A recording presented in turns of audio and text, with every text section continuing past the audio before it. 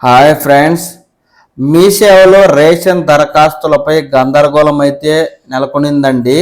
రాష్ట్ర ప్రభుత్వం మీ సేవలో దరఖాస్తులు చేసుకోవాలని చెప్పగా సాయంత్రానికే ఎన్నికల కమిషన్ మీ సేవలో దరఖాస్తుల ప్రక్రియను నిలిపివేయాలని ఆదేశాలు ఇచ్చినట్టుగా వార్తలైతే వచ్చింది.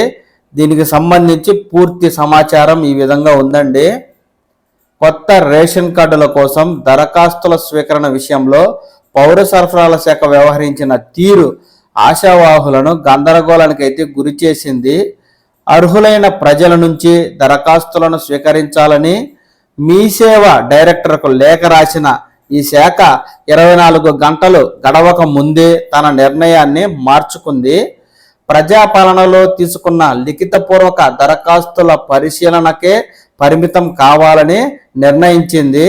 గత ఏడాది నిర్వహించిన ప్రజాపాలన, ప్రజావాణి, గ్రామ సభల్లో రేషన్ కార్డులకు దరఖాస్తులు స్వీకరించారు.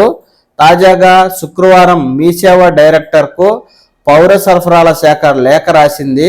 కొత్త రేషన్ కార్డు కోసం వచ్చే దరఖాస్తులను రాష్ట్ర వ్యాప్తంగా అన్ని మీ సేవా కేంద్రాల్లో స్వీకరించాలని పేర్కొంది. ఈ మేరకు శుక్రవారం రాత్రి 8:30కి మీ సేవ వెబ్సైట్లో ఒక ఆప్షన్ సైతం వచ్చింది.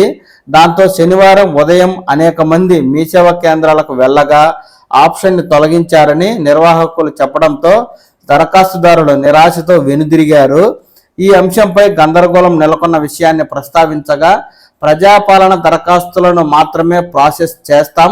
ఈ దరఖాస్తులను మీ సేవ ద్వారా ఆన్లైన్ చేయించడం మా ఉద్దేశం.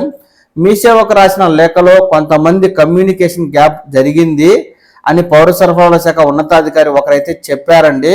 ఇప్పటికే ఉన్న రేషన్ కార్డుల్లో కుటుంబ సభ్యుల పేర్లు, మార్పులు, చేర్పులకు మీ సేవ నుంచి దరఖాస్తులు స్వీకరిస్తూ ఉన్నారని పౌర సరఫరాల శాఖ అయితే చెప్తూ ఉండగా ఆ ప్రచారంలో నిజం లేదని ఎన్నికల కమిషన్ అయితే కొట్టిపారేస్తూ ఉంది. మీ సేవలో రేషన్ కార్డుల దరఖాస్తులు స్వీకరించకపోవడంపై జరిగిన ప్రచారంలో ఎలాంటి వాస్తవం లేదని ఎన్నికల సంఘం అయితే స్పష్టం చేసింది. దరఖాస్తుల స్వీకరణ నిలిపివేయాలంటూ తాము ఎలాంటి ఆదేశాలు ఇవ్వలేదని ఓ ప్రకటనలో అయితే తెలిపింది. దీంతో పౌర సరఫరాల శాఖ ఎన్నికల కమిషన్ చెప్తున్న సమాచారాన్ని బట్టి కొత్త రేషన్ కార్డు కోసం కేవలం ప్రజాపాలన, గ్రామ సభల్లో పెట్టుకున్న దరఖాస్తులను మాత్రమే ప్రాసెస్ చేస్తారు. ఇక కుటుంబ సభ్యుల పేర్లు తొలగింపు, మార్పులు, చేర్పుల కొరకు మీ సేవ నుంచి దరఖాస్తులు అయితే తీసుకుంటారు.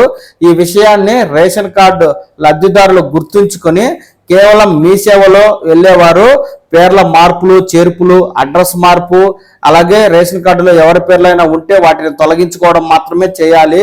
కొత్త రేషన్ కార్డుకు మీ సేవలో దరఖాస్తు చేసుకునేందుకు అవకాశం లేదు.